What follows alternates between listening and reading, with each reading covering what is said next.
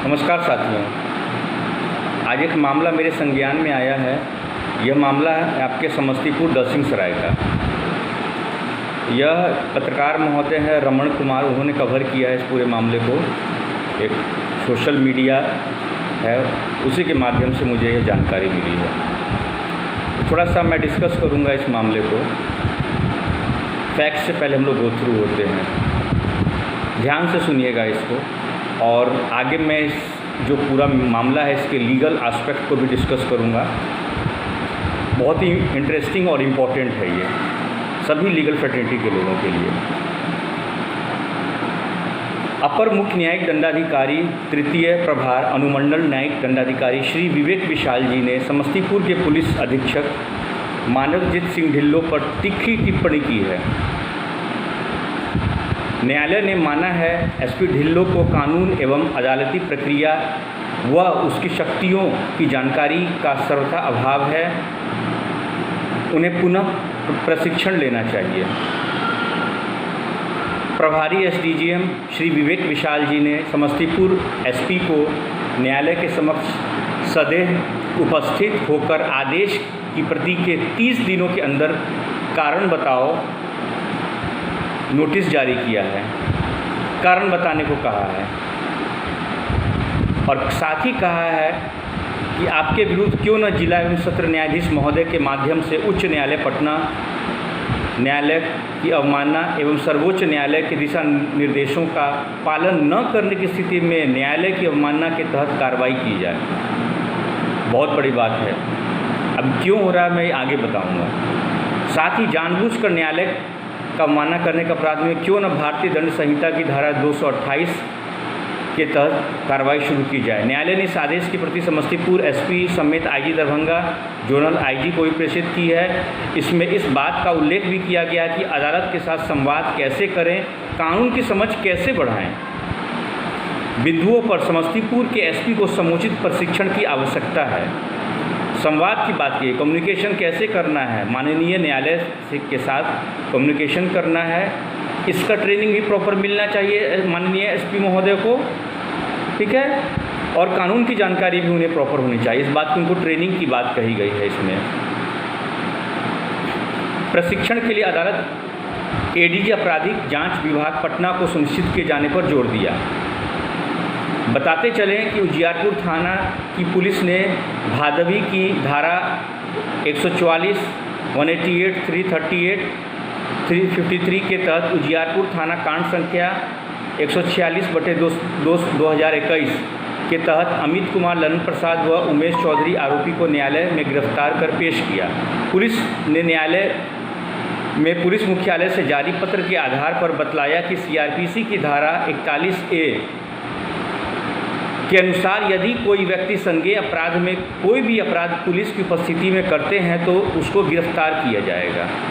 ठीक है, मान लेते हैं, यहाँ भी मान लेते हैं। मगर साहब जो एपेक्स कोड का गाइडलाइन है, जो गाइडलाइन दिया गया है, उसे तो आपको फॉलो करना है। जो अमेंडमेंट हुआ है 2009 में, उसे तो आपको फॉलो करना है। फिर आगे चलते हैं हम लोग। भले ही अपराध के लिए सज़ा कितनी भी कम क्यों न हो, वाह कितनी भी कम न क्यों, न्यायालय का मानना है कि पुलिस द्वारा गिरफ्तारी का कारण का उल्लेख पुलिस डायरी में होना आवश्यक है। पुलिस डायरी में तो हो। पुलिस अधीक्षक की मान्यता है जिस प्रकार थानाध्यक्ष एवं अनुसंधानकर्ता को कानून की जानकारी नहीं है, उसी प्रकार न्यायालय को भी कानून की जानकारी नहीं है। ये है आप कप्तान महोदय, ये बात आप कैसे कर सकते हैं कि न्यायालय को कानून की जानकारी नहीं है। न्यायालय तो जो विधि सम्मत बात है वो तो कह रही है। अरनेश कुमार के मामले का उल्लेख किया है न्यायालय ने अपने इस आदेश में। आप पढ़िए उस जजमेंट को, आपको पढ़ने की ज़रूरत है। इसीलिए आपके लिए ट्रेनिंग की बात कही है। आपके लिए जो ट्रेनिंग की बात कही गई है माननीय न्यायालय द्वारा, इसी के लिए कही गई है। और दूसरी बात, आप नहीं हैं अथॉरिटी, आप न्यायालय को नहीं कह सकते हैं। आप अपने पुलिस जो आपके कनीय हैं, आप उनको कह सकते हैं, न्यायालय को आप नहीं कर सकते हैं। ये आप अवमानना कर रहे हैं न्यायालय का। न्यायालय ने माना, न्यायालय ने इसका रिप्लाई दिया, इस पर टिप्पणी की। इसके जवाब में जो कप्तान महोदय जो हैं उन्होंने कहा कि न्यायालय को भी नहीं है कानून की जानकारी, तो न्यायालय ने माना कि एसपी द्वारा इस तरह का पत्राचार यह बताता है कि न्यायालय के समक्ष अपनी बात कैसे रखनी है इसकी जानकारी भी उन्हें नहीं है। कप्तान महोदय को वाकई में जानकारी नहीं है। न्यायालय सूत्र के मुताबिक न्यायालय ने थाना अध्यक्ष उजियारपुर एवं अनुसंधानकर्ता को किसी भी व्यक्ति को गिरफ्तार करते समय सावधान रहने की चेतावनी देते हुए अरनेश कुमार बनाम बिहार राज्य मामले में सुप्रीम कोर्ट के द्वारा जारी दिशा निर्देशों का कड़ाई से अनुपालन सुनिश्चित करने का आदेश दिया है। अरनेश कुमार के मामले का अब थोड़ा सा अरनेश कुमार की चर्चा जब हो रही है मामले की, तो यह क्या था साथियों? यह मामला जो है Arnesh Kumar versus state of Bihar, ये 498A का मामला था। यह मामला सुप्रीम कोर्ट में गया था और इस जजमेंट के जो ऑथर हैं ऑनरेबल मिस्टर जस्टिस दिदैन चंद्रमौली सर, उनका दिया हुआ ये वर्डिक्ट है। तो थोड़ा सा हम लोग इस जो गाइडलाइन है उसकी चर्चा हम लोग करते हैं कि ये अरनेश कुमार का मामला क्या है। ध्यान से सुनिएगा, बहुत काम का है आप सभी के। तो थोड़ा सा हम लोग इससे गो थ्रू होते हैं इस जजमेंट से।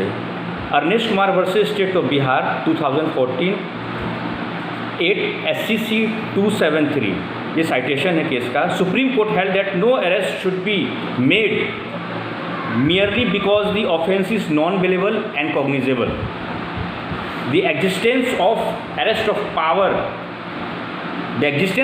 of arrest is one thing and the justification for arrest is quite different. ठीक है, अरेस्ट का अधिकार है लेकिन उसको जस्टिफिएबल भी होना चाहिए। In the I of law, with in the ambit of law, ये होना चाहिए। कानून का राज है।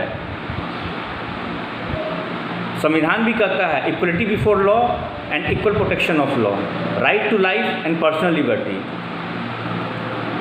मैकेनिकल मैनर में आप किसी को ऐसे ही नहीं, भाई साहब आईपीसी में तो सिर्फ सजा ही सजा है। इसका मतलब क्या है? और जब न्यायालय कोई बात कहती है तो वहाँ पे जुडिशियल माइंड का एप्लीकेशन है और कप्तान साहब को ये बात समझनी पड़ेगी। थोड़ा सा हम लोग और आगे बढ़ते हैं। No arrest should be made without a reasonable satisfaction as to the genuineness of the allegation. मामले की सत्यता, जो जेन्युइनिटी है उसको देखना पड़ेगा आपको, जो एलिगेशन लगा हुआ है। Court in Arnesh case held that before the magistrate authorised detention under section 167 of the code, he has to be first satisfied that the arrest made is legal. देखिए यहाँ पे हुआ था कि पुलिस जो है इन अपराधियों को बिफोर कोर्ट लाई थी। ठीक है, क्यों लाई थी? यह लाई थी डिटेंशन के लिए। अभी हमने जो फैक्ट में डिस्कस किया है, ये जो एक्यूज पर्सन्स को लाई थी। तो यहाँ पे लेकिन कोर्ट फॉलो कर रही है उसी गाइडलाइन को। यहाँ पर ऑनरेबल कोर्ट जो है यहाँ पे उसी गाइडलाइन को फॉलो कर रही है जो लिखा हुआ है। अब क्या लिखा हुआ है? Magistrate authorised detention under section 167 of the code, he has to be first satisfied that the arrest made is legal and in accordance with the constitutional rights। अभी जो मैंने कॉन्स्टिट्यूशन की बात की ना, राइट्स की, equality before law, equal protection of law, right to life and personal liberty, वही बात हो रही है। If arrest is not in accordance with section 41 then the magistrate is duty bound not to authorize further detention of the accused. The court gave the following directions. All the state government must instruct their police officers that they are not supposed to automatically arrest an accused. ऐसे नहीं कर लेना है आपको, mechanically नहीं कर लेना है, ऑटोमेटिकली नहीं करना है कि अपराध किया पकड़ लो भाई, कोर्ट के सामने आप हाजिर करो, कर दो, उसे कस्टडी में ले लो, रिमांड पे ले लो। नहीं, कानून का राज है। All the police officers, court ने आगे कहा, all the police officer must be provided with a check list containing specified clauses under section 41 sub section B के क्लॉज बी के सब क्लॉज 2 में कहा है, failure to do so will render police officer subject to departmental action. Departmental action की बात की, इसीलिए लिखा भी है उन्होंने। माननीय न्यायालय ने श्री विवेक विशाल जी के न्यायालय ने इसी के तहत फॉलो किया है, जो इन्होंने डायरेक्शन दिया है कि भाई अगर आप नहीं फॉलो करते हैं तो डिपार्टमेंटल एक्शन के लिए आपको लिखा जाएगा, आपके लिए होना भी चाहिए। कानून से बड़ा कोई नहीं है। No one is above the law. The police officer shall forward the checklist furnishing the reasons for arrest to the magistrate, who shall authorize detention after recording its satisfaction। देखिए यही बात है इसमें, इस मामले में यही कहा गया कि भाई आप रीज़न लिखिएगा ना, आप केस डायरी में आप रीज़न लिखिएगा कि अरेस्टिंग क्यों किया है आपने। आप पत्राचार भी कर रहे हैं तो आप कह रहे हैं कि कितनी कम सज़ा हो। नहीं भाई साहब, 7 साल लिखा हुआ अर्नेस्ट कुमार के मामले में 7 साल तक की सज़ा या उससे कम तक के मामले में आप ऐसी अरेस्टिंग नहीं कर सकते मैकेनिकल मैनर में। ये सर्वोच्च न्यायालय कंटेम्प्ट ऑफ कोर्ट होगा, ये सर्वोच्च न्यायालय का भी होगा, मान लीजिए उच्च न्यायालय पटना का भी है और उस न्यायालय का भी है जहाँ की मामला चल रहा है।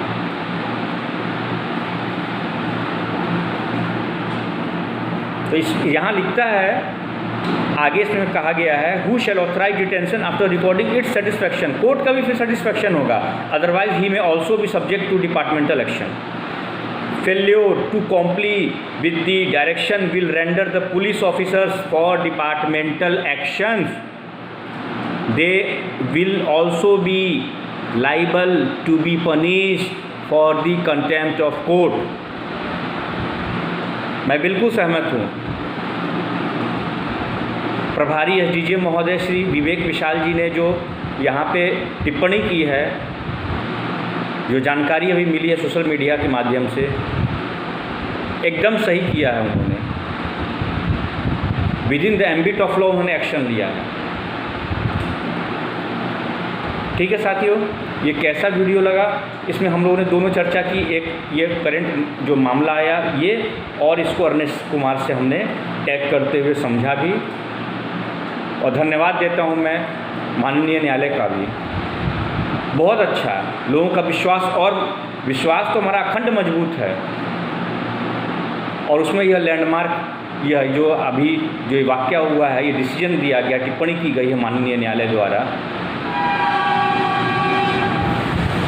यह विश्वास को और मजबूत करता है आम नागरिकों के विश्वास को। ठीक है साथियों, कैसा लगा आज का ये मेरा वीडियो लेक्चर मुझे बताएं, और मेरा यह वीडियो मैं अपने लॉकू चैनल पे अपलोड कर दूंगा, इसे आप देखिए। और वीडियो कैसा लगता है आप मेरे कमेंट सेक्शन में डालिए। कुछ जानकारी चाहिए आपको तो मुझे बताइए, मैं अपनी तरफ से पूरी कोशिश करूँगा। वीडियो अच्छा लगे तो इसे लाइक कीजिए। ठीक है साथियों, नमस्कार।